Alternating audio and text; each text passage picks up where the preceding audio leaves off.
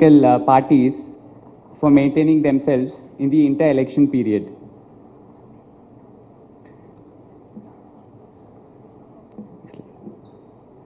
Now, if you go to the next slide, you'll see that is the aim. Next slide. Yeah. So let's call it constituency 1 and constituency 2 for reasons of anonymity.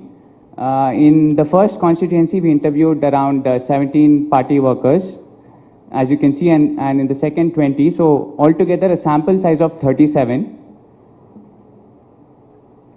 So if I have to give you an idea about the profile, it covers all layers of party workers, some at the upper level, some at the middle level, and then the lower level or the grassroots level. As you can see from the slide, 59% of the party workers were in a political party because of their affiliation with the MLA. So this basically signifies that it's got less to do with a political party ideology and more to do with loyalty towards a leader. And then 67% of them were full-time party workers. That is, they spent more than 45 hours per week doing party work. And if you see the nature of work, most of them were involved in welfare schemes, around 62%. And then you have the percentages for police cases, people at the municipality office, the revenue office, so on and so forth. This shows that we are failing at service delivery, and party workers are trying to bridge the gap between failure in our governance. And we talked about direct costs incurred by these political party workers. And if you look at the nature of expenditure, as you can see, most of it is related to some party function or the other, whether it is banners or flexes. In fact, for us to put up these banners, it took us a lot of money. We didn't realize the immense costs that would be incurred in putting up these banners, and you can imagine the political party workers, the financial expenditure they would have incurred. Others, as you can see on screen, it's on transport and political party meetings, and during festival donations, they contribute directly from their pocket. So it's basically out-of-pocket expenditure. Now, if we come to public dependency on party workers, as you can see at the grassroots level, there is 49% dependency on these party workers. They are basically functioning at the grassroots level, and you see them around MROs, municipality offices, so on and so forth, where they are trying to help out the citizens. And again, as you see, where greater than 200 people approach these party workers constitute 29% of them. Now, if we talk about out-of-pocket expenditure, so I'll go constituency-wise. If you see the first constituency, we have categorized into 4 categories based on expenditure incurred on an annual basis. And to sum it up, you see that the sum is around 2.23 crores. Although we thought this was an anomaly because most of the expenditure was incurred by party workers at the higher level. But then when I sat here listening to our CEO Rajat Kumar speak, I increasingly realized that this could after all not be far away from the real picture. Similarly, if you look at constituency 2, the party, the out-of-pocket expenditure, the non-election out-of-pocket expenditure incurred was around 23.9 lakhs. So now if we, based on these two estimates, clearly out-of-pocket expenditure is at a certain level. If we come to indirect costs, let's assume a basic cost of 15 to 20,000 per party worker. What we realized during the survey was that a constituency has around 200 to 1,000 workers. But even if we take a conservative figure of 200, you'll notice that, so 15,000 on an annual basis, between 15 to 20,000 incurred monthly, translated to annual basis would be 2 to 2.5 lakhs. And if we take a conservative estimate of 200 workers, that would translate to an indirect cost of 4 crores. If you go to the next slide, you can see the sum of these two figures. So the direct costs, in constituency 1, it was around 2.23 crores. In the second constituency, it was 23 lakh. So let's take a conservative figure of 50 lakhs per year. And remember, this is not just for those 17 or 20 workers. We are taking this conservative estimate for those 200 party workers, the direct out-of-pocket expenditure. So this 50 lakhs can be assumed to be a very safe and conservative figure. And indirect costs, we computed it in the previous slide. If you assume 2 lakhs expenditure incurred on an annual basis, it will translate to around 4 crores. That makes it 4.5 crores. And Telangana has 119 constituencies. Simple multiplication will give you 536 crores. And if you take a major party, that would be into 5 years. That would be 2,675 crores, as you can see. And in a state, you have more than one major party. Let's assume the number is 2.5. Usually you have two main political rivals, but let's assume the rest of the parties are combined into half the major party. So I basically multiply 2,675 crores by 2.5 and gives me an approximate figure of 6,600 crore. Now, that was during the inter-election period. Let's assume election period. I distinctly remember in the previous discussion, the panelists were talking about how 10 crore is a very conservative estimate for southern states. And in fact, one of the speakers mentioned that in some northeastern states, it went up to a level of 200 crores per constituency. So let's say this is 10 crores. Let's add the direct and indirect cost. This is the election cost, I'm sorry. So if you take this figure, if you multiply it for 119 constituencies, it adds up to around 3,000 crore. So total election cost for all major parties is 3,000 crore.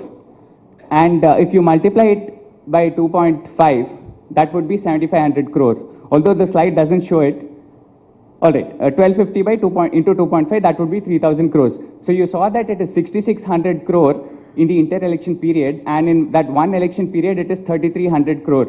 And these are significant sums in a country where per capita income levels are very low, and we are considered a low middle income country. So now what is the conclusion? What does this study show us? Basically, it shows that there is clear failure of governance. The public service delivery system is weak. There is rampant vote buying in the system. So how do we take it forward from here? One of the least discussed topics is party maintenance, and since it is not raised in national media, it can be considered an unseen burden.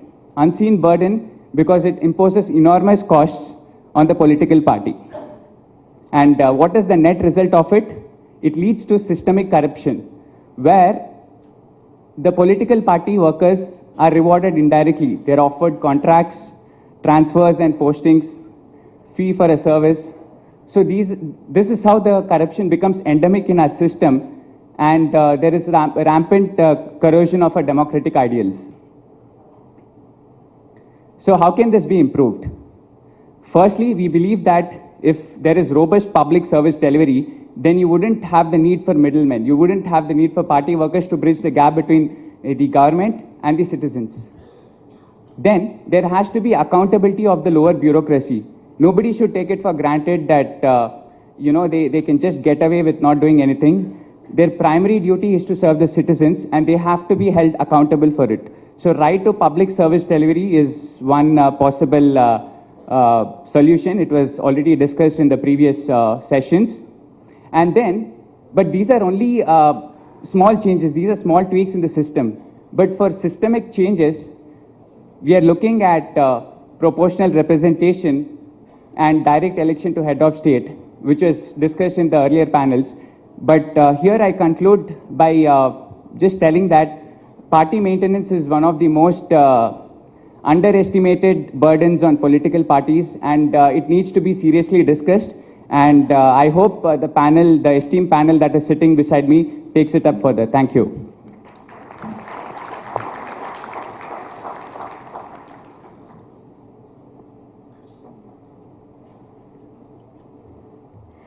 So our missing speakers here.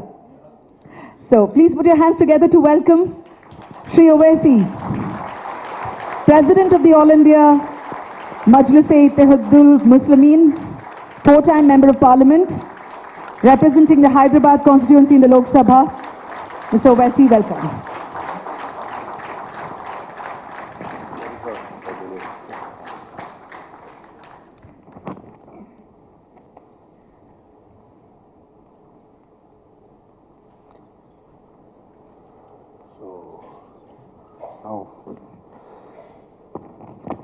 Good afternoon to everybody. Now it's my duty this evening to initiate this debate. As the presentation which took place a few seconds back sketched the problem. All of us know broadly that elections in this country are an expensive proposition, and the expenditure is increasing election by election. I wouldn't like to go into the figures myself. I think most of us are aware of broadly what is the amount of money involved, but I can tell you this much. A few years back, about 3-4 years back, exactly I don't remember, maybe 3 years back, there was an occasion in Delhi where some program was organized. It's a closed-door meeting. About 100 people participated. I was also there. Broadly, the subject matter of the discussion was the same, the Indian democracy and its functioning. Various opinions about various aspects of the democracy were discussed. A former Chief Election Commissioner, incidentally, he belonged to the cadre of Andhra Pradesh, Mr. Brahma. By then he had demitted office. He was also one of the participants. Speaking on the occasion, this is what he said. Of course, I don't know, it's a little unpleasant thing to discuss these things, but he said, people, this was 3 years back, obviously the reference was to the previous election, not to the latest election. He said people spend as much as 50 crores for an election to the Lok Sabha. Then the entire gathering started smiling. Now, whether the figure was accurate, well, coming from somebody who had been the former Chief Election Commissioner of India, you must take it with some respect. But when my turn came, I said that day, see, this is exactly the problem. It's too serious a matter for a democracy. And when somebody like the former Chief Election Commissioner says, people are spending about 50 crores, our reaction is that we smile. Instead of, I think it's a matter to be greatly worried about. But apparently we have come to accept it as a norm. Perhaps that is the trouble. We are not able to understand now, before I go into this thing, I'll just make one more statement. A lot of people, general public, even educated people, complain about representatives of the people, either in the assembly or parliament, that quite a good number of them make money using the office, which, in fact, there was a litigation before the Supreme Court. I happened to hear that matter, initiated by a former civil servant. There is an organization called Lok Prahari. So the allegation in that litigation is that the assets of some of these members, it was confined only to the members of the parliament at that point of time in the litigation. The assets of some of these members of the parliament increased within the tenure of 5 years 500 times. Some of them, not all of them, some of them, and varying. So therefore, there is a need to monitor this thing, and so on and so forth. Is the reported judgment. If somebody is interested, you can read it. Point is, all of us talk about it. There is a Vora committee report which made serious allegations about it. The government of submitted former Home Secretary. But the point is this: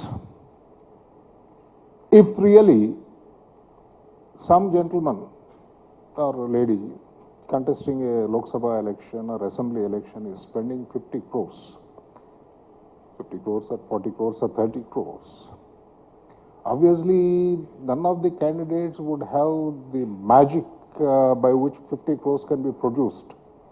They'll have to necessarily either raise from their own internal sources or their own friends or party or whatever it is. And once they raise that and spend that money, if they have to spend that money for the election, we'll assume for the time being, I don't think anybody would like to get a bad name. Given an opportunity, everybody would like to get a good name. Nobody would like to have this odium saying that this man is corrupt or that woman is corrupt. But you know, it's some kind of a vicious circle in which we are caught up, and then we are not able to get out of this. Now, if I have spent 40 crores or 50 crores for an election, either from my own resources or from gathered from my friends, I owe obligations to my friends. I'll have to fulfill them. Or if I manage to generate all the 50 crores from my own assets, okay, my ancestral property, I liquidate it and spend it. Whether I'll be justified in recovering that amount or not, apart, the ethical questions apart, if I'm serious politics, for the next election I need another 50 crores. So I'll have to find that money somewhere, because the ancestral properties will not last for eternity. One election will be wiped off. Now, point is, why is it happening? Well, that's, and apart from the amounts involved, what are the heads under which these amounts are spent? The actual amount spent during the electioneering process of that 3 weeks or 4 weeks is one aspect. Apart from that, there are other expenditures. In fact, the subject matter of the topic today is the rather unknown expenditure, unknown to the general public. Unknown expenditure to sustain the party machinery, to sustain the cadre and keep the activity going on. Amounts are to be spent by either the party or the candidate or both of them. What are the reasons for that? Of course, some analysis is made saying that since the public service system is very weak, unless there is somebody who wields the authority to go to the local office, either the Tahsildar office or police station or somebody, nothing happens there. Therefore, they look to the politicians or their supporters. And then necessarily in the context, these people will have to spend time and money. And therefore, all these things lead, one thing leads to the other, and this is the problem. Now, the attempt today perhaps is, why perhaps the attempt is to find a solution, how to get over this situation. Now,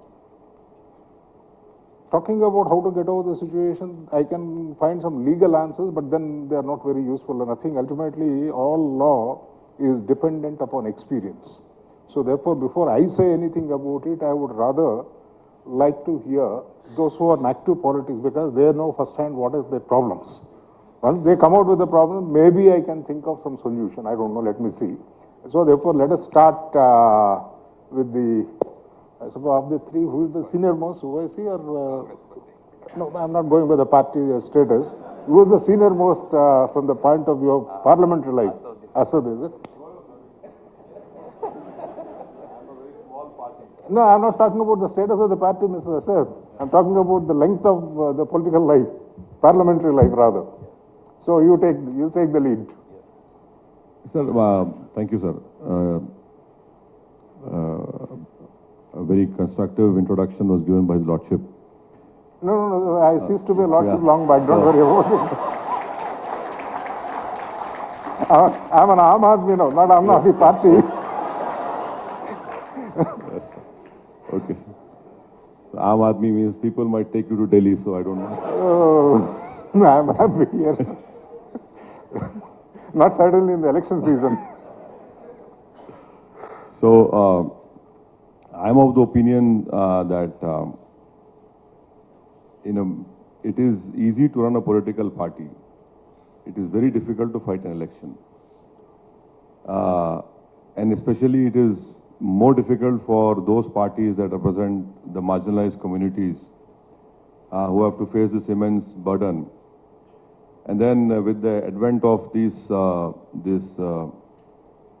genie called electoral bonds, it has become very difficult for a political party like me to fight elections. Because for pressure parties and parties representing marginalized groups, there is no possibility of obliging one's donors because these parties don't enjoy power. And nor do they have this caste and community networks that can mobilize large sums of money. The party which I represent, we do a lot of work apart from fighting elections and giving so-called hate speeches. I feel that if a member of a party is drawn to an ideology, that basically solves this problem of which today's topic is. And in the absence of ideology, then it's obvious then the money becomes the basis on which parties have to sustain their whole machinery. To back up what I have said is that there is empirical data which says that the Hindu upper caste hold 41% of total wealth in the country, which is almost double their population size of 22.28%. The next biggest slice of wealth pie is cornered by the Hindu OBCs at close to 31%, less than their population size of 35.66%. Muslims own 8% of the country's total assets, while their share of households stands at nearly 12%. And as expected, scheduled castes, scheduled tribes own substantially less share of assets, 11.3% combined, as compared to the population size of 27%. Now, where does the money lies now? According to this empirical data, the money lies somewhere else. And that is where the political parties patronize, and then because they have to fight elections. And the parties that are established are supported by people who do not belong to these communities, obviously cannot think about fighting elections on the scale that they do. Sir, for example, Election Commission in the 2019 elections, this data is in public realm, that they sees around about 3,456.22 crores. I am of the opinion that this is a very small proportion. The cost goes beyond that. And according to Center for Media Studies, 55,000 to 60,000 crores was spent in the Lok Sabha elections. And you are absolutely right. The cost has gone from 60 to 100 crores per. And then they also say that the ruling BJP had spent about 45% of the total 700 crores. So the difficulty is not gaining volunteers or members. The problem is in expensive elections. That is where the problem lies. So political party will run, but the problem for us as a political party is fighting. And then over and above that, we have this great absurd electoral, the first past the post system. That is really absurd. And this is the biggest I think so injustice which we are continuing with this British legacy, which a time should come very soon wherein the country should really decide on this.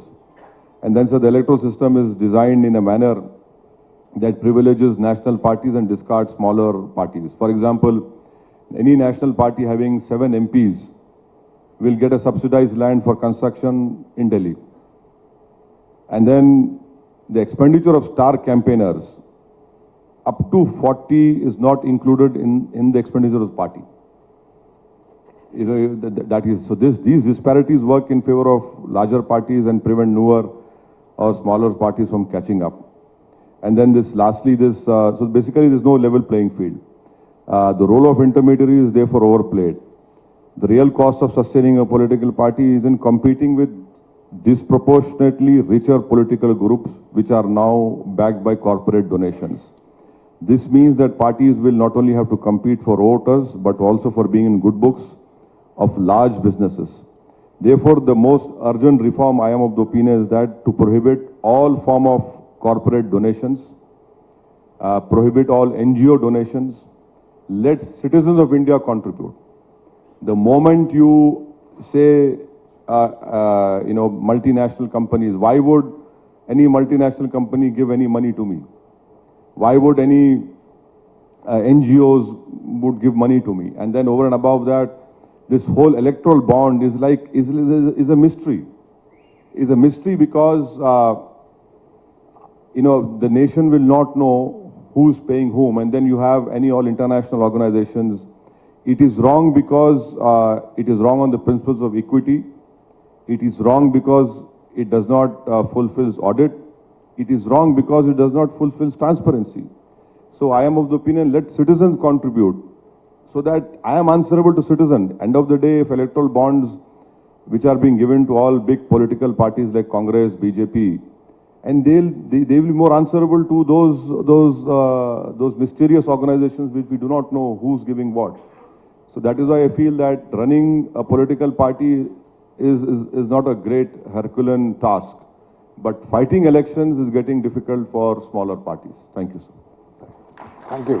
Thank you, Mr. Sir. Yes, Mr. Gowda, next I would like to... Sorry? Some problem with the mic, is it? Can somebody... Thank you. I'd like to first congratulate the researcher who made a presentation earlier, because what he did was just go into the realities of running a political party. Now, there are political parties which have a very strong ideology or a cadre base. So their experience is somewhat different, but the larger mass-based political parties tend to have a real challenge in terms of keeping the whole system going. Now, we obviously need competitive political parties to make our democracy work. How do these parties function? First of all, you need people. And when we say people, we need people who are willing to spend substantial amounts of time or even give full time to political activity for the party. So who are these people? How are they surviving? Where are their incomes coming from? That's one of the first questions that we need to ask. Then, in terms of maintaining parties, there is the whole operation of running an office. And then, as my friend Asad just pointed out, there is the election expenditure, but there's also the continuing campaign. It's a continuous campaign. Elections are once in 5 years, or there are different kinds of elections, of course. The continuing campaign involves a continuous outreach and engagement with the public, various kinds of dharnas or door-to-door campaigns, those sorts of things. You need to engage with the media, so there's constant, work. You need people to do that all the time. They need to be supported by research. There's the whole social media battleground that requires continuous engagement. And while, email and Facebook may be ostensibly free, or Twitter for that matter, actually you need a whole team and you need to possibly spend a lot of money staying on top of every breaking development, every breaking hashtag. So parties have a lot of expenditure required just to keep themselves alive on a continuous basis. Elections are a whole different ballgame. And how do they survive? If you actually look at the official accounts of political parties, that's a small fraction of the overall cost borne by political parties as sort of democratic machines. And that presentation by the scholar here essentially got to a little bit of, or to a substantial portion of what it takes to keep parties going. I would just say parties survive on the ambitions of individuals. So basically what I mean by that is people who are interested in rising in politics, in being recognized as prominent citizens, as influential people, they gravitate towards political parties. Today, ideology is not necessarily the only driving force. People keep shifting depending on the winds. But basically, so basically political parties get people to spend as a mark of their interest and ambition. Okay. So for example, if I want to run for parliament, then I would have put a potential MLA aspirants in the constituency who want to, who want my favor in the future when it comes to tickets, and therefore they will organize events. You can count on them to organize this event. And as he pointed out, even the simple act, what the public likes to object to, the banners and posters and things. These are expensive. They take a lot of effort and cost just to create the mahal, the atmosphere that the party is alive. And also, if you see the banners and the holdings that come out, there's a whole hierarchy there. The person putting up the expenditure has a small photo in the corner. Then you have the entire rogues gallery from top to bottom. So basically, it's a very, very interesting mechanism that you need to follow, a protocol. But fundamentally, so the MLAs will have the corporator aspirants do organizing events for them. And so this sort of thing continues where everyone trying to enter the system and rise will be looking for ways to demonstrate their capability. And one way of demonstrating is by underwriting the costs of various events. Now, similarly, you have the actual party organization. Today, across political parties, when you ask someone to become the president of the local or state unit, you're looking for a candidate who is resourceful, a person who is resourceful, quote unquote, which means who has the capacity to pay the office staff, to be able to spend enough to help finance possibly election campaigns of various candidates. And often, even that is not too much of a burden on a particular leader, because today, political parties have gravitated towards candidates who can finance their own elections. And this means that the profile of people coming into the world of politics is no longer that of professionals or of social workers, people who are working in the grassroots. It's, especially what you see in the Telugu states, it's a plutocratic exercise. Very, very wealthy people seem to be the only ones who can pay the price of getting into the system. And as Justice Chelameswar was pointing out, what would they do? Why would they invest so much money if not for a desire to recoup some multiple of that? Because after all, you need to be able to fund multiple elections in the future as well. So this is creating a situation where from the top, there is an incentive to be corrupt, essentially.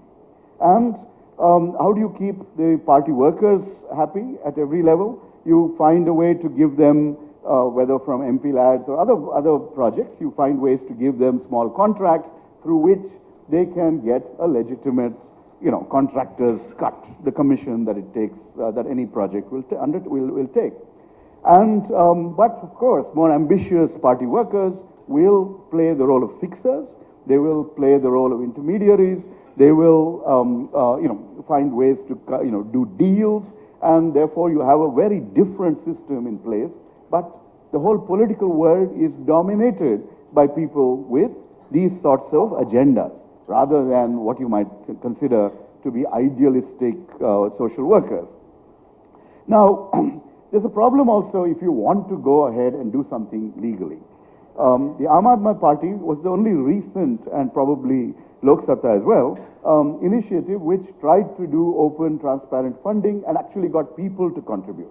One of the problems in India is that we all want a clean democracy, but none of us want to pay 5 paisa for it. We are the world's largest hypocrisy. So basically, the point is that even the Aam Aadmi Party, after a point, stopped publishing the list of its donors, saying that they were being harassed. All right, and then their choice of Rajya Sabha nominations essentially paid to any fancy idealism that they might have had, or at least been suspected of. So the reality is, it costs a lot of money to run a political party, to fight elections, etc. And there are very few legal ways to do that. Political parties can get legal donations through checks, which are tax deductible, etc. But individuals who want to run a political or be politically active have no such protection. And therefore, it's very hard for, say, someone like me to run a whole team and ask for donations, with, because if you want to run an NGO, there are all kinds of restrictions on whether you can do political activity or not. And so those become needless legal limitations on what's going on. So where does this all go? What are the solutions?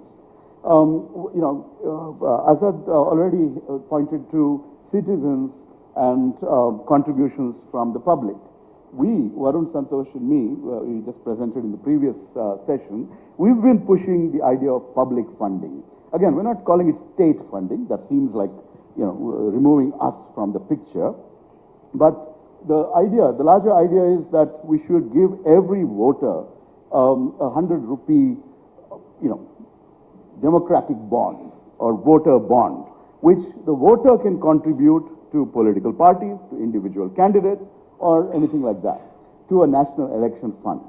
This this is one proposal. Another proposal that's been out there is one from Yogendra Yadav, from Mr. Qureshi, who is Chief Election Commissioner, etc. That basically says, let's give political parties 100 rupees for every vote that they got in the previous election, and let's find a way to also give matching funds to new candidates, new political parties who are able to show grassroots political, given them matching funds for what they're able to raise or the kind of support that they can demonstrate.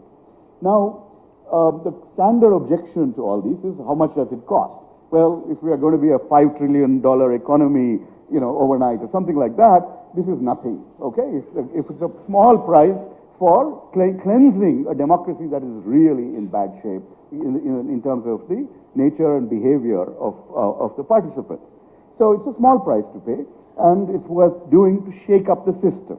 The other objection is that it will just add to more money to people who already have a lot of it. Well, there is that is absolutely true, but what you need is a level playing field. In the electoral arena, a level playing field just requires candidates to have a minimum threshold level of money available to fight a campaign. You don't need to spend 50 crores, you just need to spend a few crores in order to be able to demonstrate that you have a viable campaign, that you are a contender. Once that happens, you can beat anybody who spends 100 crores or 1,000 crores, because you can find ways to communicate to the public that you may be the better candidate. So so we need to make sure that elections are competitive for everyone in terms of access.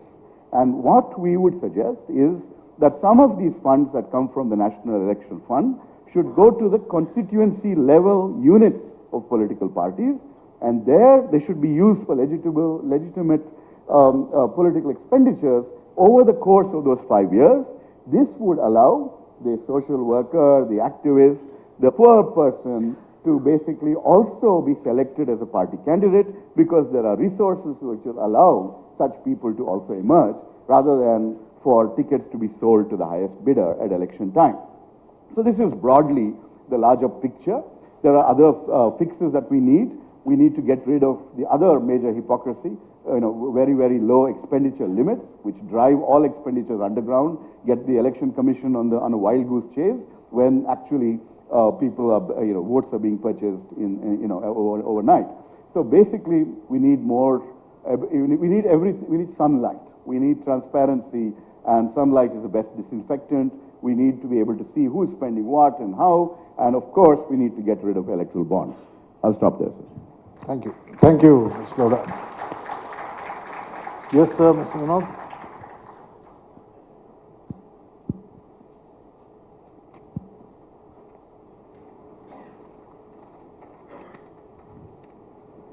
So, let me first express my gratitude to the organizers, Foundation for Democratic Reforms, of course in association with Indian School of Business and University of Hyderabad. They are organizing this event, and I think this is the first edition of this conference series. And today's topic is on money power in politics. Of course, the sub-theme is a burden on the political parties. So I think the first session in the morning, they discussed more on money power in politics. So let me confine myself to the sub-theme, that is burden on the political parties. So the presentation which was made by the researcher, yes, I agree in toto with this presentation, because I don't see a political party and its cadre Political party means the cadre is part and parcel of the political party. So whatever expenditure incurred by the party to maintain the cadre, I don't think it is a burden on the political party. So the concept paper which was circulated to us, it mentions that the party expenditure on the cadre. There is one part which is mentioned. I think you see that in Indian politics, just now Mr. Asaduddin has expressed, party with ideology, that is with cadre-based political parties and mass-based political parties. On one or other issue, political parties have been born in this country and they're coming to power also.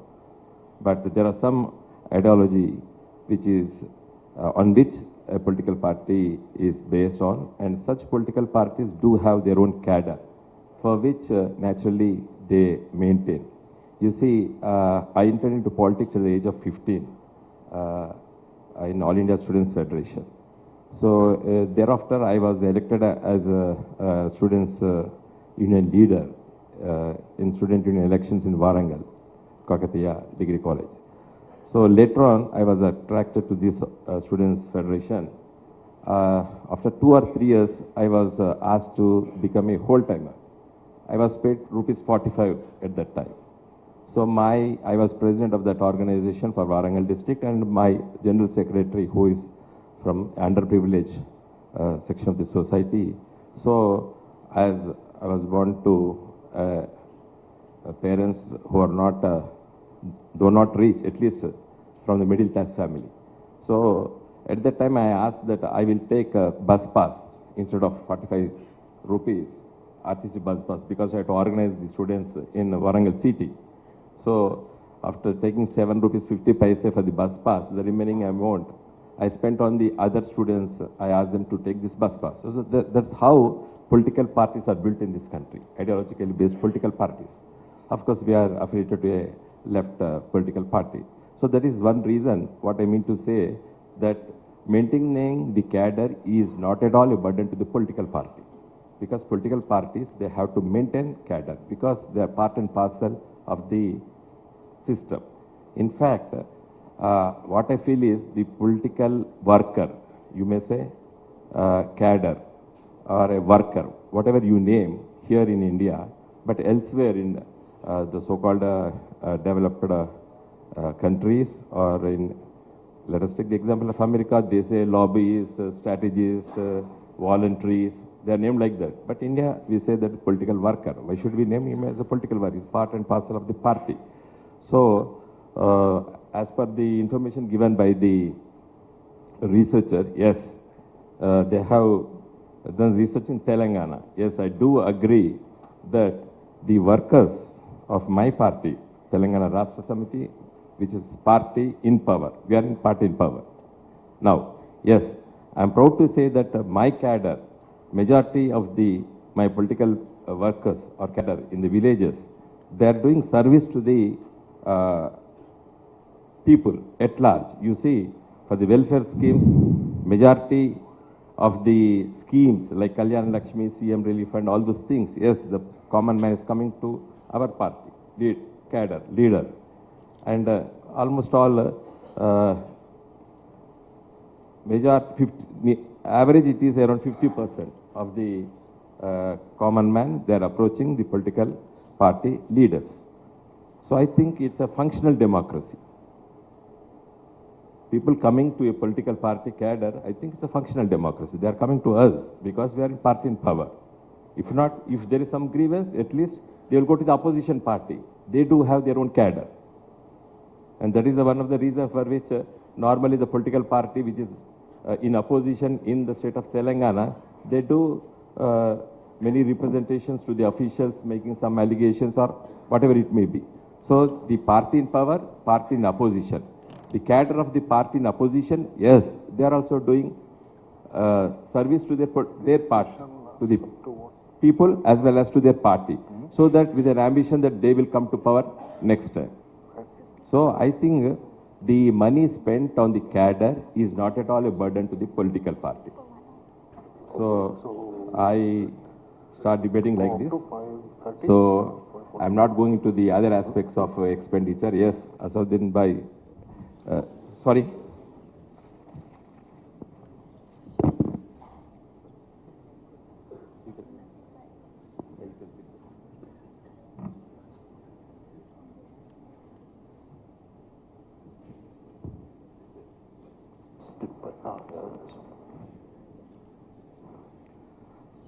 So coming to the point of elections, yes, it is a burden.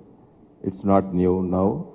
So right from day one, I think, if I'm not wrong, probably in good olden days, it may not be this much of expenditure. Definitely they too spend. Certainly not. Maybe not at this level. See, So political party. Mr. Vinod, to the best of my memory, in 1983, late Mr. N.T. Ramarao, when he became the Chief Minister, and his first budget was about 1,200 crores, if I remember right, subject to correction, Jay Prakash. 1,200, the old Andhra Pradesh, combined Andhra Pradesh. And the budget of, so the amount of money in circulation in the market has, Enormously. enormous. So naturally it will have effect on everything on the, So what is the current budget? it's of not Telangana good. state? Yes, it's Must a be about a fact. lakh of rupees, lakh of crores, something like that. So it's a fact that it's too much now spending on elections. It's not good for democracy. We have to find out the ways how to curb the expenditure on elections. But political party collecting funds and spending on their cadre is not wrong, and I think every party should have committed political leadership, and that's how democracy will be functional in our country. It's mentioned that because of failure of public service system, political cadre, the people are going to political party cadre. Of course, it may be, but I doesn't see any fault with people approaching the political leaders at the grassroots level. I name them as political leaders. Maybe their arena may be small.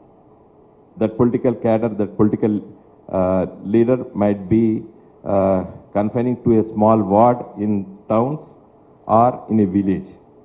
Definitely, they are, for me, they are political leader for that space, that area. Thank you.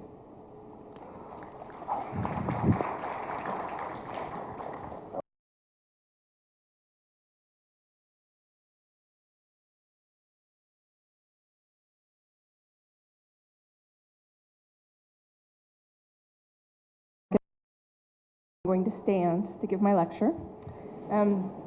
I want to thank the organizing committee and every volunteer that's been involved in putting on this conference. You've done a fantastic job, and I know it's been a ton of work, so thank you very much.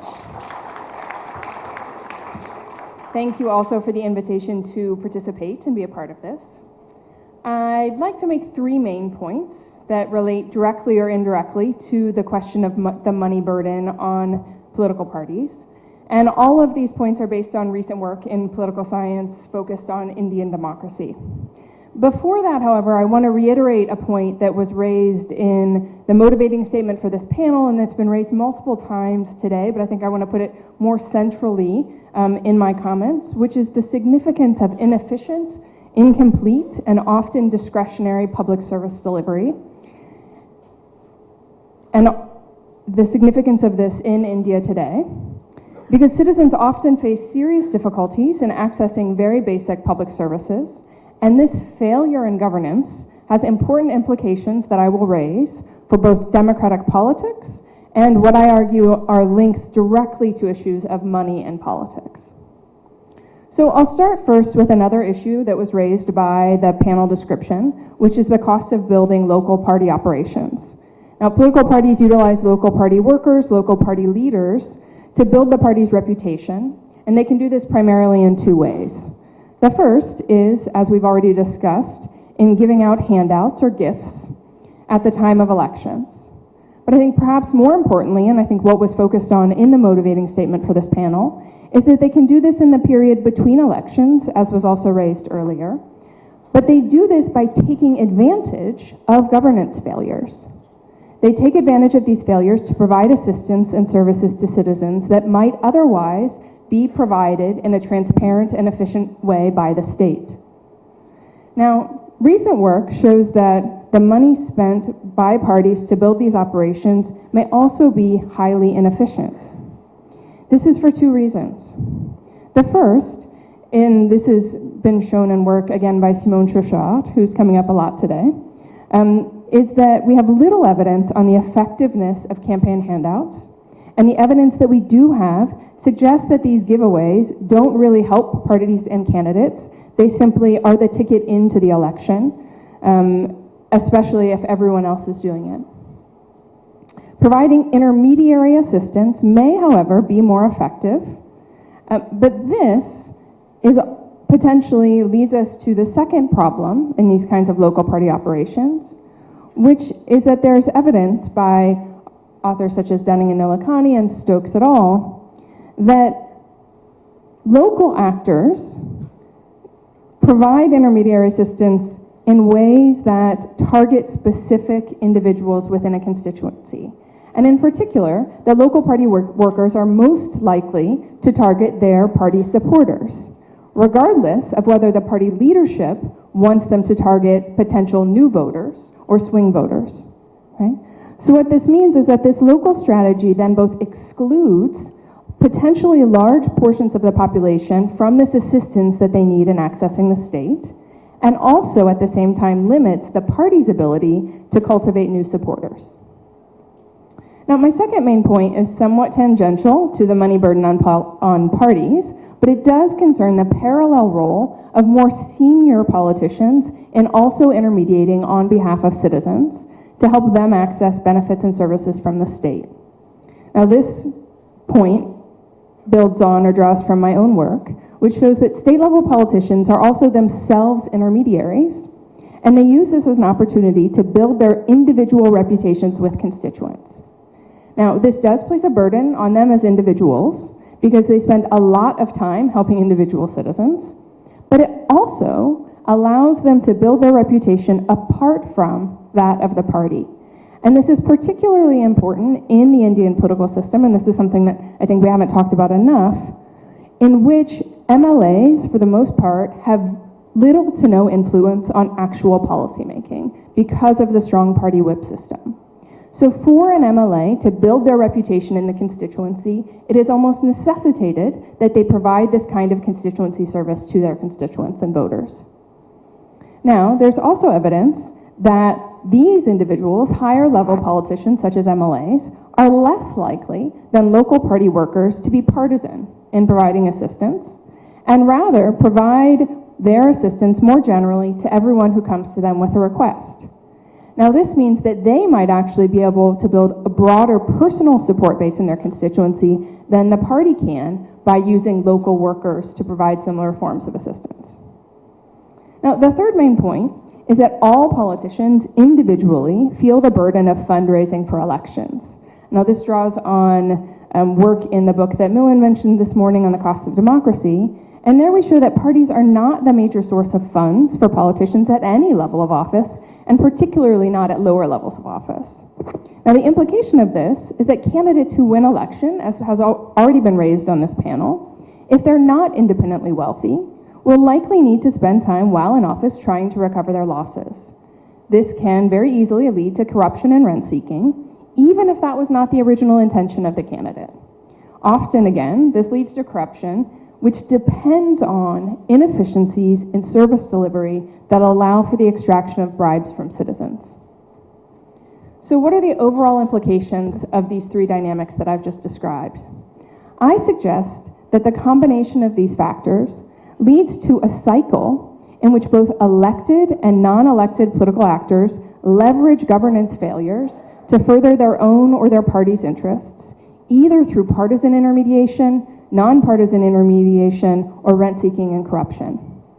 For citizens, this means that their elected and non-elected representatives have a vested interest in maintaining government inefficiencies, and little incentive to put effort into improving public service delivery as a whole.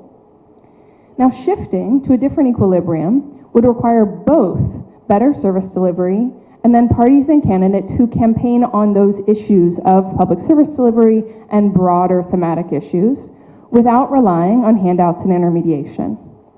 The question to consider is how to make that shift to a new equilibrium, and this is something that I hope we will continue to discuss and debate over the course of this conference. Because until we find a way to break through this existing equilibrium, we should not talk of the money burden on political parties without thinking of the burden that these dynamics placed on citizens themselves. Thank you. Thank you. Now, from the proceedings so far, after hearing all my friends on the podium, to the extent I could cut out, four major points emerge. One is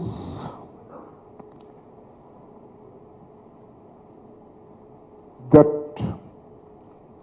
first of all, since the topic for this session is the cost of maintaining the party cadres, though Mr. Asaduddin Owaisi took it slightly beyond the topic today, going into these things.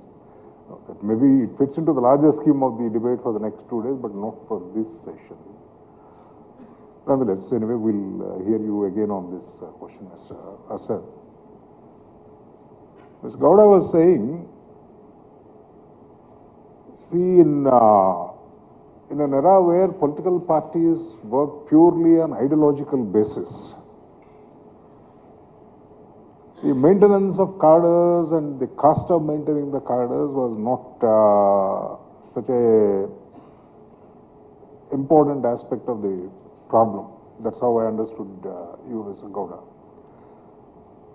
Now,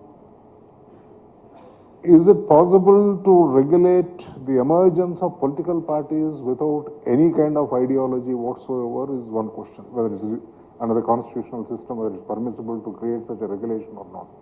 And if it is permissible, what should be the parameters under which, so what are the ideologies which are permissible under the constitution? This is all a bigger debate, we can't go into it. We have to take the system as it is. We have a freedom in this country so far that anybody has the freedom to form a political party. Sorry? That's right. Actually, till 1985, even that was not there. Until Section 29A was introduced in the RP Act, a political party was not required to be registered at all. It was in 1985 for the first time that Section 29A was introduced. Anyway, the point is, today we have a country in this, anybody, any 10 members can get together, form a political party. What exactly, I mean, every political party which comes into existence claims some ideology. How we may agree with the ideology, but you may not agree, so on and so forth. Every political party has their own ideals and their own ideology, quote unquote. Well, that's the beauty of democracy. But point is, even with this liberty, one thing which perhaps which is required to be debated and discussed further, as Mr. Gowda was pointing out, eventually it is the personal ambition of individuals to rise in the society, acquire recognition and prominence in the society, which is the fuel for all this political activity. Now, in the process, they get attracted to the political parties, carry on their activity and incur some expenditure. And naturally, when they incur the expenditure, they have to continue the activity, political activity. They'll have to find ways and means of generating money, resources for continuing the activity. Therefore, all this tamasha starts. Now, there is a little conflict here I notice in the system. Within the system there is a conflict. The same thing, incidentally, we notice, and Mr. Gowda was mentioning, people with substantial money power enter the political fray, seek nomination to the legislative bodies by party tickets, what we call party tickets. And quite often, and of course, from time to time, the statistics are published in this country by newspapers and other agencies. The number of billionaires in the legislative bodies, parliaments and legislative assemblies, and perhaps the current Lok Sabha has the highest number of crorpatis in the history of India so far. Now, point is, if some, what percentage of them, anyway, it requires a little examination. At least some of them had nothing to do with public life before they acquired a ticket for the first time. They never had anything to do with their own neighbors. The only thing they had is money. With the money, they landed up in some political party's office, was on the light wind, maybe with Mr. Asad or with Mr. Gowda or with Mr. Vinod. So they go somewhere for whatever good reasons, political reasons, they manage to get nominated on behalf of that party. Naturally, their only possible way of winning the election is either the political party which is nominating has such tremendous popularity, therefore anybody put up by that party would win the election, or the candidate will have to rely on the money bag which he has. These are the only possible ways of winning the election. Is there anything which as a body politic, all of us, irrespective of what our political understandings, what our political commitments and ideologies are, is there anything which we can suggest or think of at this juncture to avoid this situation? Remember, please remember this. If all the candidates contesting in an election have very minimal financial resources, it's still possible to borrow money or go and find some sponsors, some industrialist to sponsor you is a different matter. How to handle it is a different thing, we'll come to it later. But if if the candidate himself is a man with huge pile of money behind him, it's certainly trouble.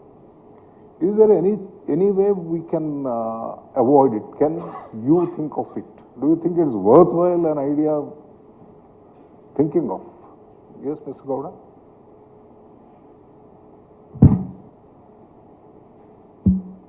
So that's why I was talking about public funding.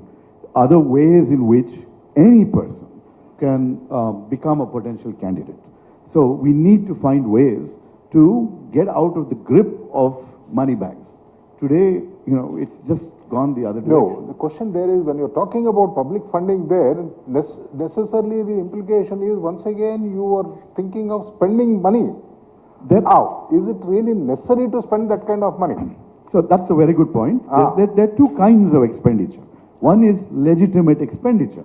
Fair now, enough. the constituencies are so large, just to communicate that you are out there, this is your vision, this is your track record, takes some amount of expenditure to keep campaign going.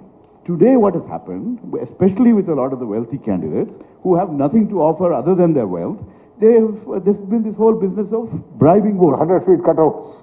The 100 feet cutouts. That is what you see. Just give me what you don't a crude see example. is the money that comes in with the newspaper in the morning, and all the other kinds of gifts that are given to voters, and so that has actually resulted in a certain corruption of the voter, which is terrible. And what Jennifer Bussell was pointing out, that today giving money to voters is the price you pay for participating in the process. Voters have no compunction to thank you for having given them the money. They do exactly what they want. They expect every candidate to give them that money. At least I have known some cases where the voters have collected money from both the contesting candidates and still voted whom they wanted. And that's what happens. That's what's going on most of the time in this country. And with each election, the price is going higher. So this is really a tragedy. This is not how a democracy should function. So what we are suggesting is, let's turn it the other way around. Let's give, as out of the tax exchequer, let's give every voter a resource that they can then contribute to political parties or candidates, turn the equation on its head in that way.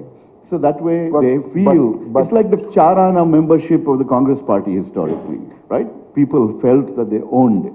I just wanted to also point out about ideology and cadres. I know communist friends who, even today, will, if out of their salary, they would give a portion to the party. They live in a very, very simple, maintain very simple lifestyle. These things have become, passé in an era where everyone needs to demonstrate their capabilities, starting from the cars they drive. So it's a very, very tricky situation today. The pure cadre-based volunteers of that kind tend to be only on the extreme left or right, or possibly in ideologically motivated identity-related parties as well. But for the masses, we also have ideologies. They just happen to be more umbrella type ideologies rather than a very, very narrow one. But we've got to break what the current system. That's the basic. And it's worth experimenting with different methods. Some kind of a crowdfunding. Crowdfunding. Limited party organization. There are different mechanisms that we can work out, try. In other countries, it has led to the emergence, as somebody was pointed out, in Italy and Spain, emergence of new political parties, and which have even been able to come to power nationally. So that's the sort of thing. We need to shake things up. What, Mr. Asad, do you think it's a practicable idea in the Indian system, what Mr. Gowda is suggesting? Do you think it's possible? I agree with him, sir, and I think so. This can be the first starting point of something new, because apart from what Mr. Gowda has just said, I don't think so there can be any more transparent way of running a political party, and because very soon a day will come in our Indian democracy wherein political parties will only exist on paper. It will be individuals who will be running the political party because of, as rightly pointed out by over here, that the amount of financial wherewithal they have. That would be another sad day, because if political parties remain only on paper, so who's there? X, Y, Z, A, B, C, D, and and you have those individual agendas being implemented. And I feel that what Mr. Gowda has said, I also agree with him, and it is a worth try. It should be tried, sir, because if you have all these MNCs, corporate world sponsoring political parties, that is not the best way of running a political system. You need individuals contributing, and I agree with him on this, having a national election fund wherein the citizens decide how this money should be used. What do you think, Mr. Vinod, about this?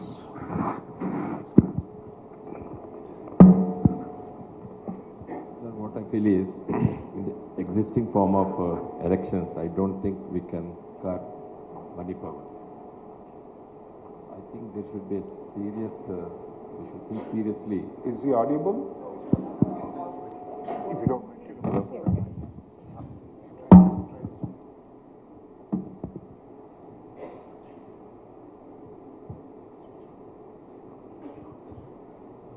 Sir, the present elections, the form of this type of elections, I don't think that we can curb the money power. I think we can think of some electoral reforms. What I heard, I am not fully aware of it, but proportional representation.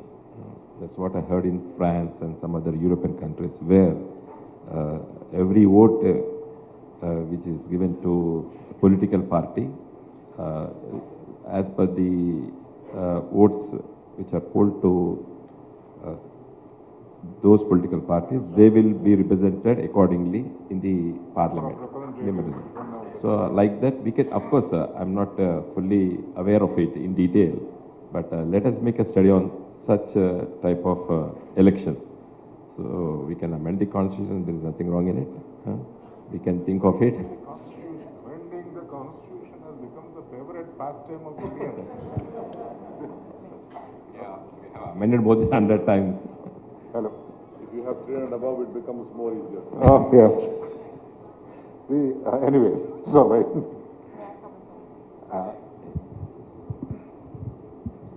Just to make a point on the proportional representation system, this is a form of electoral an electoral rule that is very common in diverse societies, right? This is the most common, I think, form of election or electoral rules in societies like India that are so diverse, that have minorities that are facing much less representation than they, within the electoral system, than they merit within the population.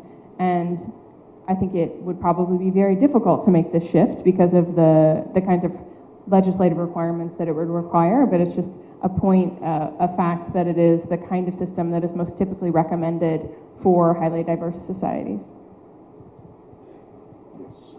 But it can also, solidify identities and differences. While in our current system, everyone's forced to bring everybody together to get that minimum vote that gets you first past the post. So it's probably arguments on both sides. Yeah, no, that's absolutely correct, and you absolutely have the situation in which political parties form on the basis of identities that didn't necessarily merit or appear within a political system prior to that, simply because they realize they can gain votes and gain seats in an electoral form. But you already have a highly diverse set of political parties within the Indian system. You're already dealing with, in many, if not most states, coalitional government. So on many dimensions, you have the output of a proportional representation state within a parliamentary system, even with a first past the post system. So I'm not sure, given the frequency with which new parties are created in the Indian system and the bases on which they are often created, I'm not sure in this case it would end up being that different, but it's a very fair point. Now, this, whatever we have discussed so far, one core question which needs to be perhaps analyzed and understood and handled is, what is the role of these cadres? I mean, the role of these cadres of a political party in that period, that window of some 3 or 4 weeks of the electioneering. What they do, they go around campaigning, erecting huge cutouts, or taking processions or rallies or whatever. That's a limited activity for a limited period of 3-4 weeks. Now, apart from that, as Mr. Vinod was pointing out, and I mean even the presentation to the beginning, all of us know, these people, these members of the political parties, the cadres of the political parties at the ground level, they help the people to get the public services. Now, this is one aspect of the matter which, in fact, Mr. Vinod was saying, what is wrong with it?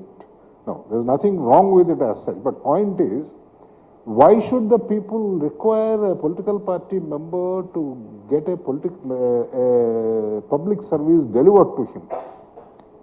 That is a thing which we should examine. If somebody is going to do it out of his altruism as a matter of service to somebody, wonderful, there is no difficulty about it.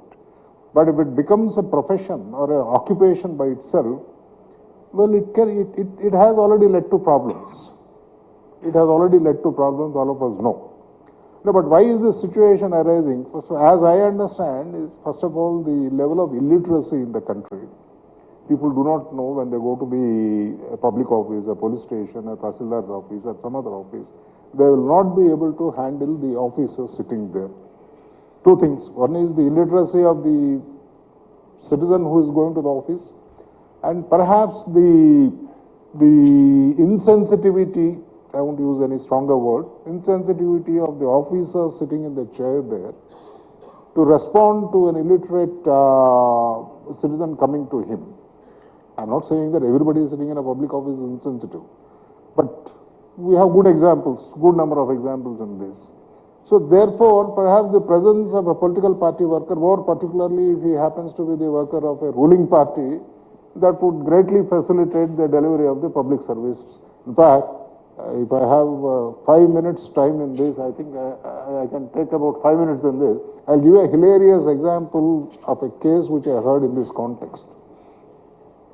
I was in Gowda for 3 years. I was the Chief Justice. One of those days, there was a public interest litigation before me. What is the litigation? that a particular member of the Legislative Assembly went and bet the local veterinary doctor black and blue. And the doctor, this is the allegation in the writ petition. And the doctor went to the police station to complain against the MLA. As the policeman was registering the complaint, the MLA came once again to the police station and bet him once again there in the presence of the police station itself. And in spite of it, nothing has happened to this MLA, nobody is doing anything. Therefore, as Mr. Asad was mentioning, your lordship may do something about it. That was the prayer in the writ petition. Too serious a matter. Somebody beating, anybody beating another human being is a wrong thing, is impermissible in law. And beating up a public servant is something more serious. So necessarily matter required an examination. I ordered notice.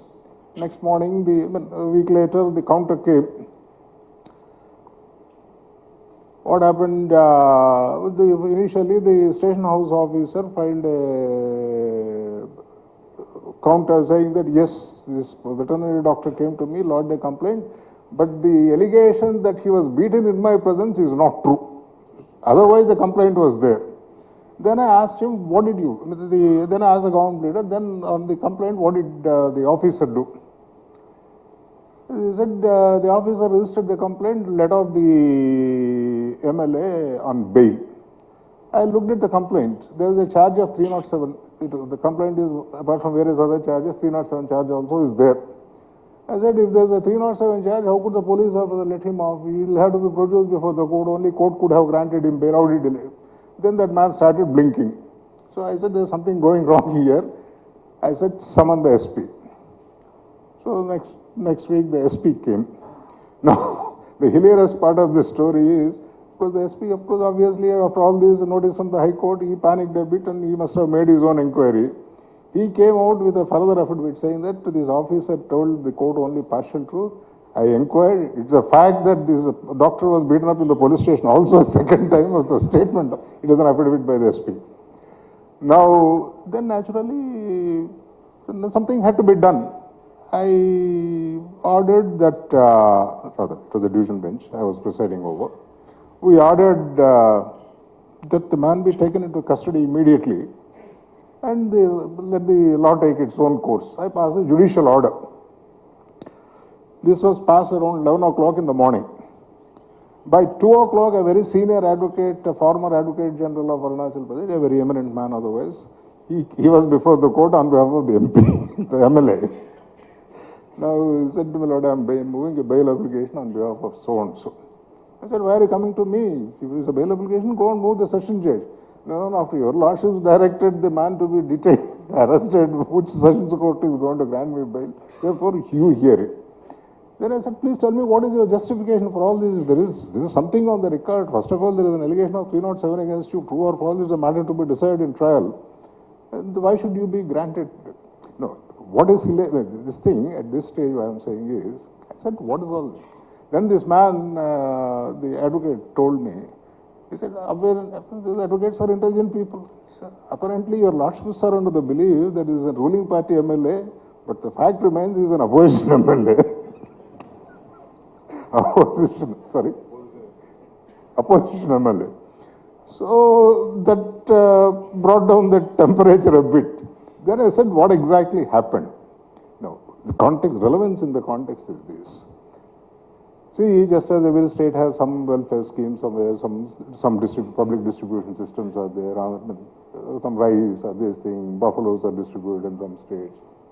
In Assam, at that point of time, there is a scheme by which pigs are distributed to certain categories of people, financially weaker sections of people.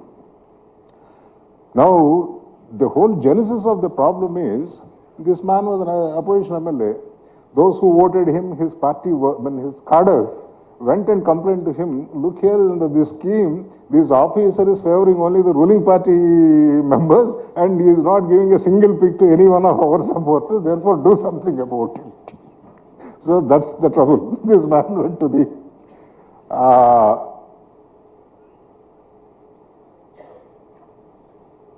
then of course, see, That's what, finally something happened. What happened to the case is not very relevant. This is how the whole system operates in the process. The point is, unless we eliminate the illiteracy totally, or we make the public services more efficient and more responsive to the needs of the people, this dependence upon the cadres of political parties will continue. Perhaps there is something which is to be done on the administrative side, those who have the authority to revamp the administration. Anyway, now... Sir, it's a little more complicated. Yeah, please. Please. Yeah, sure. Just finishing Yeah, up. please. So assume that a particular police station is awarded to somebody as a result of an auction. Okay. Then there has to be recovery. Then people come to you saying the inspector is asking me so much. Use your offices to ensure that that doesn't happen. You know, so that's where all these things happen. There's a lot of extortion. There's a lot of because of the limited problem time solving. That's That's it. Gowda, because of the limited time frame, from my own experience, official, sitting on the bench, I can give number of illustrations of this kind. But anyway, that's not the point. Anyway, we have heard the very distinguished members in public life. Now it's time for a question-answer session. We'll take. I think we have exactly 30 minutes. 30 minutes. We have exactly 30 minutes. So what I request the audience is this. Be precise in the question. Please do not make statements. You ask the question. Don't make statements or just don't give your opinions generally about electoral process. No, that's not the purpose of the question-answer session. Be precise in your questioning. Yes, you can start, gentlemen. Yes, gentlemen. Aja, can somebody hand over a mic, please, to the questioners? Hi. Okay, somebody is doing, yeah. Of course, actually, it's not a question as well. So, my point is, see, seriously. So, some point of view, I'm just like denying both Vinod sir and even Gowda sir as well. See, why exactly a political party is like they're requiring the cadre? See, our democracy is created in such a way, like it should reach every people, from the ward member to president. From there, like the MPTC, ZPTC, MLA, everyone people can reach. So in that way, actually, it was created. Why exactly the cadre is required? Would any one of you? I don't think we understood. See, the trouble started. The question is not, they are not able to get your question. Be more precise. Okay, see. The question is like, why the political party is, like, cadre is required for a political party? Oh. Okay. I think any one of you can answer this question. Use the mic. Use the mic. Use the mic.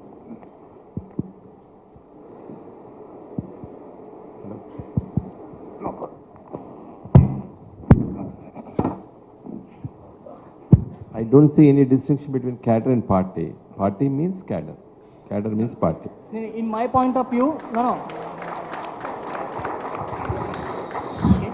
In my point of view, like the party means people and people means party, not the cadre. Cadre means like... No, all the people may not belong to that party. No, it's not exactly, right? See, It's not exactly. Party has its own followers. All right. Anyway, you have asked the question. Yes. Now, yes, what is the second one? Rajeev, you took a shot at the Aam Party for attempting, to be a little bit transparent about their donors and by, publishing list of names of people who donated to them and for backtracking, after a while. It's not only function of the fact that the AAP has become, a conventional party, Kejriwal has become a conventional chief minister, but it's the fact that the government or the party in power went after their donors. And one can only imagine what would happen if, AIMIM had the bright idea of, making public the list of their own donors. One can only imagine what would happen to them. So the fact is that the system is not just, the system does not reward transparency or virtue in those matters, but it actually punishes it.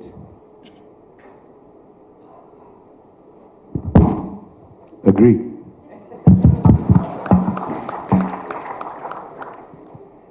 Yes, somebody over there. Yeah, can somebody hand over the mic over there? This corner, this corner.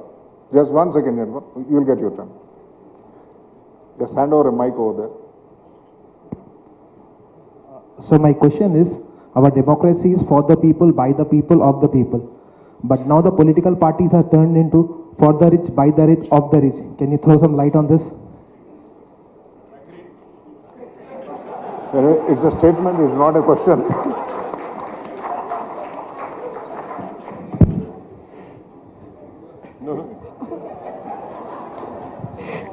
I am not part of the category that he's talking about. Anyway, the basic point is that's why we are having this conference, to try and break the stranglehold of where we are today.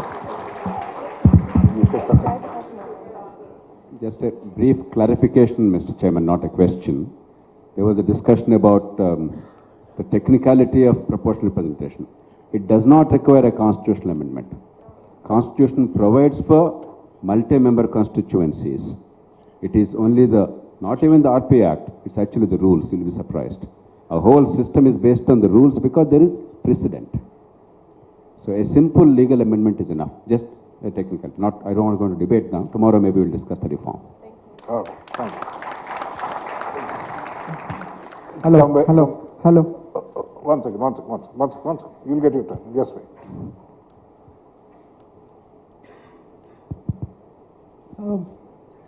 My name is Pranav, sir. How could... I had two questions. One of it... Not audible, gentlemen. Yeah. Speak a little louder. Shout. Do something. Make yourself audible. The regional parties are run by dynasties. They are fiefdoms. How can we bring internal democracy in regional parties? Because we are talking about organizational structure. See, let us confine to the topic of this session. Let's not enlarge the scope of this debate for this purpose. Please confine your questions to the topic which is being debated in this session. Sir, because it is organizational structure, I just... Sorry. Sorry. Because it was organizational structure, I asked about this. Yeah, so those parties, the costs of maintaining the party are, expended by possibly one family, which centralizes fundraising, distribution, etc. It's not just in dynastic parties. Other parties also centralize fundraising and maintain a very tight control on what happens. Yes, sir. Hello. Tomorrow I am going to discuss on electoral reform. All these multiple parties, why in USA there have been only two political parties in spite of diverse culture, diverse religion. Why so many new parties have not to be floated is because of the main electoral reform, that the candidates there are getting elected in the primaries. So they don't have to form the new party. The existing parties themselves regenerate because the cadre is able to come directly without Muska policing the party bosses. Today the party tickets are decided by the party bosses and party caucus. Where is the role of common person who wants to enter politics? Congress was a very good party one time. All the party distribution tickets were decided by the party bosses, and these bosses gave tickets to whom? To their stooges, those who could, had money power, muscle power. That is how parties have degenerated, and more parties are being formed out of good intentions. We need to have the most basic reform, that candidate of any major political party will be nominated in the primaries by the people, by the members of the party. Right, sir. Noted. Point noted. Reform we need to discuss. Point noted. Obviously, this is not a question. Yes. Wait, as the token American also on the panel, I will just say that you cannot count on primaries to produce good candidates. So, as much as I think it adds a democratic element, it can also add fragmentation within parties. So we haven't figured out the electoral solution for democracies anywhere. And so I just warn you to remember there are issues with that primaries as well. Hello. So my question is... One second. I just want to respond to Professor. Basically, there, individuals register themselves according to their party affiliation. So, and substantially, you know who your voters are, who are getting to participate in this primary to elect the candidate. As a result of that, parties themselves are notional. It's more individuals who are running and spending money on television campaigns and things like that. So it's a very, very different outcome that you see there. In my own party, which is not just was, but will be a wonderful solution for India. Basically, we had a primary experiment 5 years ago. I contested a primary and lost in Bangalore North. And it was a very well conducted primary, except that the voters were only party office bearers who ended up voting on the basis of whoever had appointed them, their bosses and their orders. So that experiment hasn't been repeated, but it's worth trying at least to ensure more internal democracy. Our party office bearers were pleasantly surprised that instead of them coming to the leaders were going to them. You know, that was part of the change that the primary election brought in. But every experiment of this sort is worth exploring, except that in the US, it hasn't helped political parties as organizations. Where is Hello. the mic? Where is the mic? Here. Where is the mic? Oh, somebody is raising a hand in that corner. Then we'll come forward. Please. Sir, this is Singhi. My question to Asadji, sir.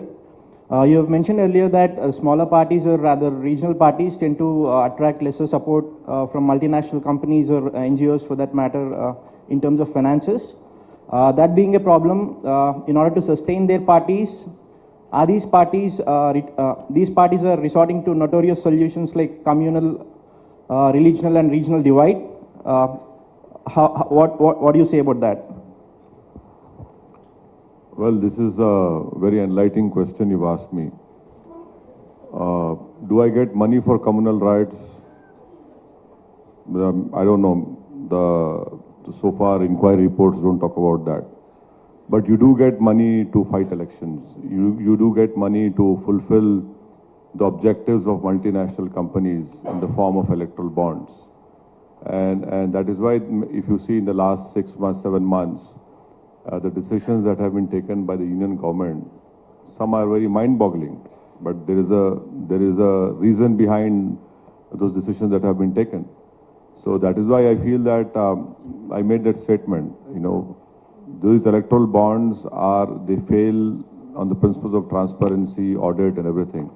It has to go, because if you have electoral bonds, it is you who will be suffering, not me. Hello. So my question is to Vinod sir. Actually, I come from Komrambi Asifabad district, that is second most underdeveloped district as per Niti Aayog. And in 2019, a lady contested from TRS. She lost the election with marginal votes. The rival Congress won it. And instead of admitting your defeat, you took some organizational burden on TRS and admitted that Congress MLA into your party. So, and second thing, let me complete it. And on the, I remember the day on which she is going for a nomination, I was watching IPL. I'm a fan of Rohit Sharma. My sibling comes and tells, "Bhaiya, dekh bahar kya Holi mana rahe." I said, "Holi is over in March only." No, everything is pink outside. When I went out, like they are throwing that pink notes away. They are distributing 2,000 notes like as if they have entire fund of India with themselves. And practical example, my father is a reputed businessman, and we have 7 employees in our shop. One of the employees working since 7 years, and I asked him, how much money did you get? He said, we are 3 members in our family eligible to vote, and we got 15,000 rupees for 3 members from TRS. So with that 15,000, he skipped 1 month, and we had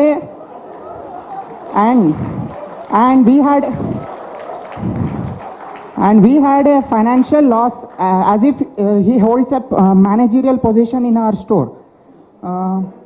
Then I also relate it like firstly the car was driving. Gentlemen, let's not make. No, I am sharing experience, sir. Please ask. You said not to state statements.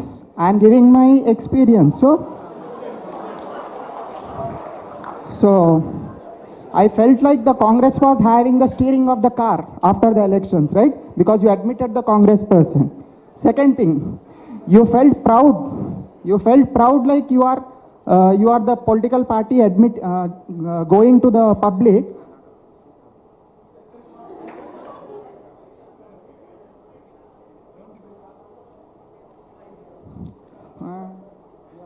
You were proud that the TRS is accommodating the people coming to the government and they are getting benefits. As a political party representative, you might be proud. As a citizen, I am ashamed that why should we go to political party? Why shouldn't we go to the administration to get the benefits? And I have an experience of this also. I was a All India 4th ranker in CA entrance exam. To claim the scholarship of 40,000 rupees. Let him tell. Let him ask. No problem. To claim my scholarship, the Institute of Chartered Accountants of India asked me to submit the caste certificate. And what happened, the day I went to apply for it, there was an investigation on the MRO of my mandal that he was corrupted in the land scam.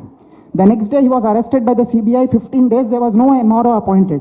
In that span, I lost the deadline to submit my application. I lost not 4 rupees, 400 rupees, I lost a mammoth 40,000 rupees. Who is responsible for that? I will answer the last one. You should have gone to the in-charge MRO. Definitely, if one MRO is suspended, definitely immediately the collector will. You should have gone to the in-charge MRO of that area. I think the first part of your question is with regard to the person who was elected on another party, joined in my party. So that is a political decision. I can't comment. There is a party. They came and so definitely there should be. I'm not encouraging, frankly speaking. The Thanks, next sir. part is with regard to political cadre. Why should you go to the political cadre for your grievances, if any? There is nothing wrong because political party cadre, they work among the people. You see, there is no need for the common man, every person to reach out to the political cadre. But definitely in the event if there is some necessity which cannot be redressed by that individual, my party cadre, definitely they will help. There is nothing wrong in it. If you can do your own work, there is no need for you to come to my party cadre. In functional democracy, definitely the party, it's not my political party. Every party has its own cadre. They will work. That is the beauty of Indian democracy. Thank you. Hi, I had a quick and direct question to Jennifer based on something that she said. So you spoke about the structural challenges there, right? And how the players have an incentive and take advantage of the government failures and hence have an incentive to make sure the government failures stay there longer. So how do you overcome structural challenges when the only people who can overcome it are the players who are incentivized by it? You want to answer?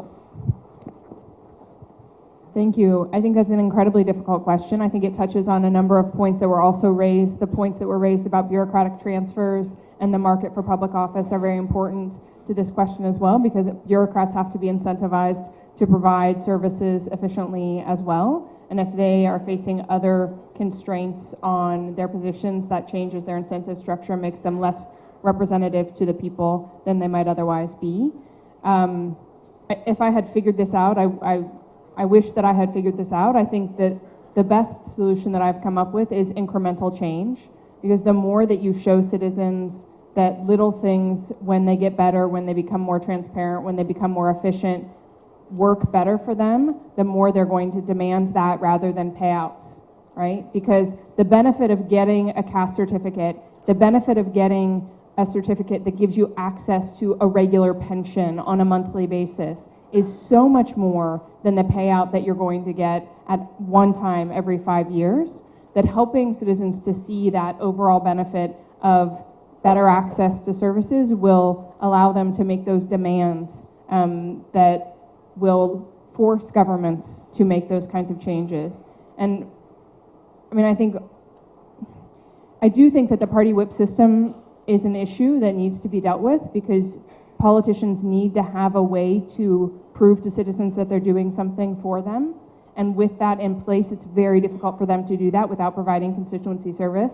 And I agree that in established democracies, politicians also provide constituency service whenever things go wrong. It's just that things go wrong much less frequently, right? So they don't have to do that as a large of a part of their career as they do on a daily basis here.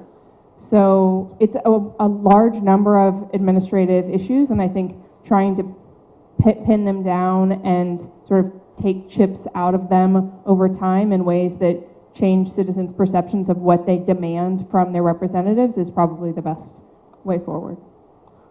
Sir, in the A couple of context questions. the This previous person, sorry. if the previous person had gone to a party worker, that problem could have probably been resolved right there. Perhaps. Or to the collector, as was raised, like a higher level of hierarchy within the bureaucracy is also, I recognize, however, that it's often difficult, having tried Get the to mic get to this collectors. side. So. Get the mic here. There's a couple of questions this side. Here. Get the mic here, please. Can you hear me? Yeah. My question. So Gowda, there will be regional my imbalance. All the questions are coming from that corner. This side, a lot of people are waiting. My question was actually related. So, are we saying, insofar as the question of providing anybody a fair chance to contest elections is concerned, public funding will do a good job. But my concern again was exactly the same thing. How are we going to break that vicious cycle of inefficiency in public delivery system and elections? Because anyway, even if we switch to public funding, there would be malpractices arising out of the desperation to ensure that the public the next time gives their share of 100 rupees or whatever to a particular candidate. And I think this looks like one of the easiest ways that has been exploited over and over again. And just public funding might not be able to at least solve that issue. But as far as representation, giving a fair chance to people is concerned, I agree. It sounds like a good option. See, part of the reason for bad public service delivery is because people in the bureaucracy want to extort money to pay back whoever appointed them, etc. So one of the challenges is that if the money for politics comes through clean methods, then the need to go out there and extort, to sell positions, all that, in that whole underground ecosystem that exists, that can be replaced by something very different. At which point, public service delivery may also happen the way it should be. So that's. Please get it here.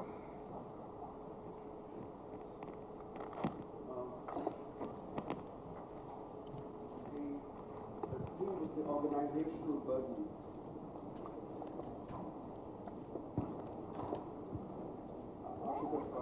University, Professor. The theme was the organizational burden on political parties, and with the exception of Mr. Owaisi and perhaps you, I think the argument went towards financing political parties while discussing, right? And I wanted to know, under the electoral bond scheme, I know the earlier law on this and practice, under the electoral bond scheme, what does the law say about whether Indian diaspora can fund political parties through bonds or foreigners can? That's what does the law say and what is the practice? Any international organization can fund a political party through electoral bond. Yes, that is the law. That is why it has to go, because any entity, a foreign entity, can through electoral bond fund a political party. That is very dangerous. Any non-Indian organization can do that. Just to follow up, a brief one, and Rajeev is disagreeing with you, Mr. Owaisi, and so let's hear him also. But the earlier law, in any case, the law before the electoral bonds came into being, the law said, you said the law now permits. You said the law now permits foreigners. Yes. Foreigners earlier on could not fund political parties before the electoral bond. That's why I asked the question. International entities can, through electoral bond, do that.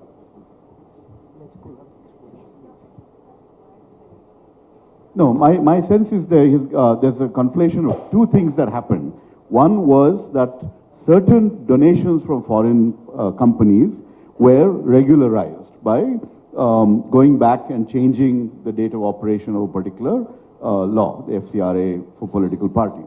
Because two major political parties had received funding from an entity that operates in India but was discovered to be headquartered in London or something like that, okay? So that was essentially regularized. Now, that doesn't mean that any foreign funding can be used for electoral bonds. Electoral bonds, the argument that is made is that they are bought from the State Bank of India through checks. And as far as I know, only Indian entities are able to buy those checks and donate, because otherwise, I mean, we don't know who donates to whom, mostly 95% to the BJP, but basically, I don't think that non-Indian entities, whether citizens or corporations, are allowed to do that. Mr. Chairman, if I may briefly clarify, Ashutosh, this law came in 2003, the first law. I was instrumental in many ways after the Tehelka scam. That was a rational one. 5% net average profit over 3 years by an Indian corporate and individual unlimited, because obviously you can only exempt from tax the income that you have in India, but otherwise the contribution can be unlimited. This is the law. Subsequently, they did two things. One, they increased the cap to 7.5%. Then, as Rajeev said, retrospectively, all the past contributions which are illegal, foreign contributions, are regularized by both the parties quietly, by a law. Yes. It's a unanimous consent in Parliament. Sir, subsequently. Sir, despite the Delhi High Court saying take action. Exactly. Despite the Delhi High Court saying take action, on one point Congress and BJP came together in the name of secularism. That's true. No, Rajeev is not involved. The latest is the secret bonds, disclosure.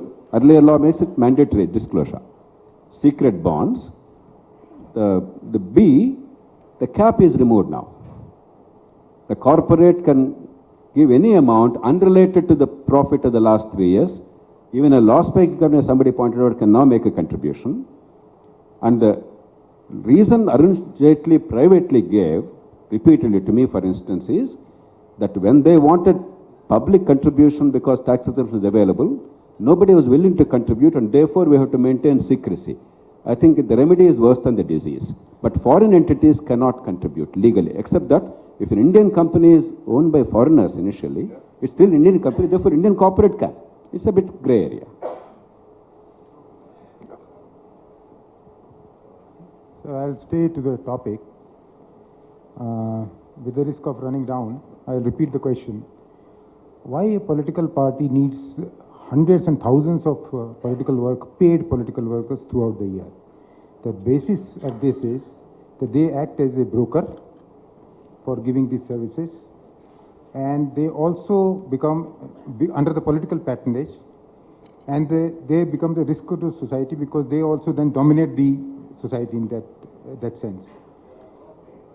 Indirectly, what I'm affected with is I'm paying two taxes.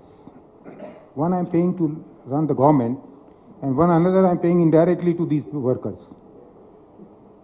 So I'm paying two taxes. So why a political party needs paid workers in thousands of numbers?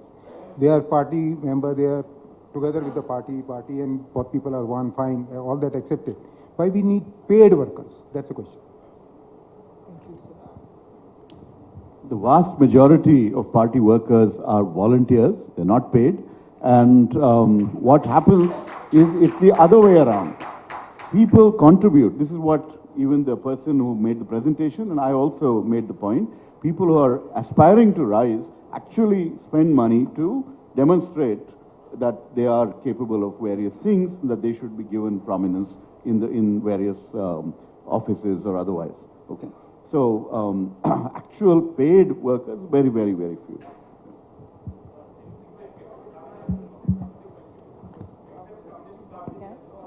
Somebody's to.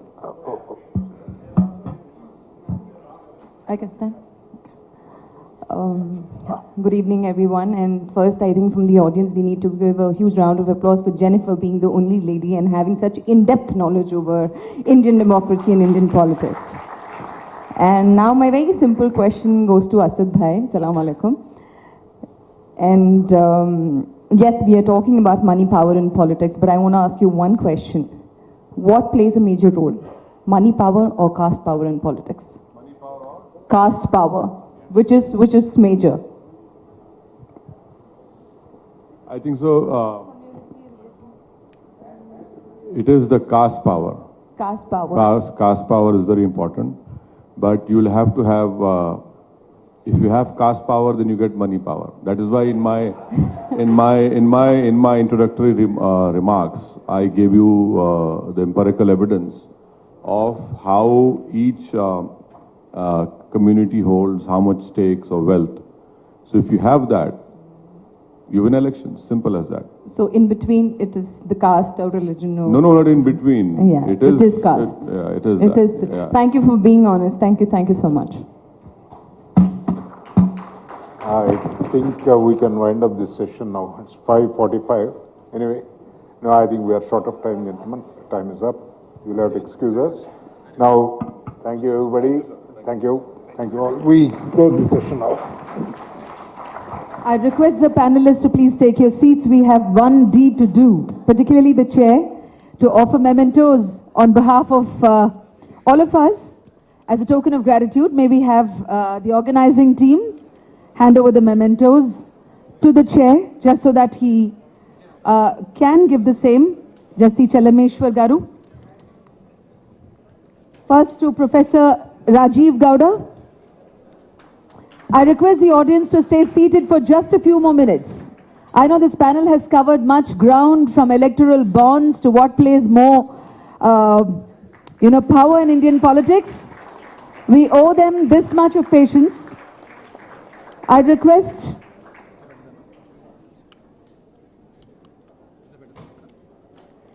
can you come this way? Yeah. To Owaisi Saab next, and to Jennifer Bussell. Thank you, Jennifer, for your inputs. The only academic on the panel, as she said. Practicing academic, yes, of course. We do have Professor Rajeev Gowda, who wears the other hat as well. And to Shri B. Vinod Kumar.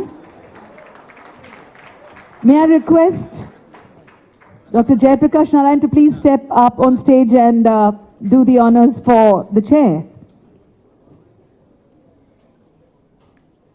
I know many questions unanswered, but that's a mark of a good panel discussion, that there were more questions than the time allowed for these questions.